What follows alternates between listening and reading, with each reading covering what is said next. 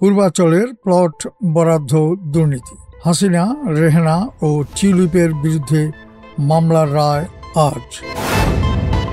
BDR হত্যাকাণ্ডে আওয়ামী লীগ দলগতভাবে জড়িত, তদন্ত কমিশনের প্রতিবেদন। খালেদা জিয়ার শারীরিক অবস্থার কিছুটা উন্নতি।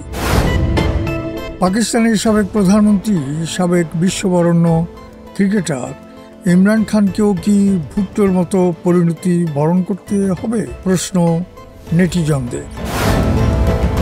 সোনিয়া ও রাহুল গান্ধীর বিরুদ্ধে ষড়যন্ত্র মামলা। টানা 3 ম্যাচে পয়েন্ট হারালো রিয়াল, শীর্ষে ভার্সাই।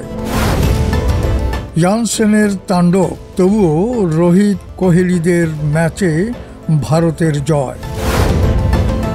বলিউডের সঙ্গে পাল্লা দিয়ে হাঁটছে টলিউড।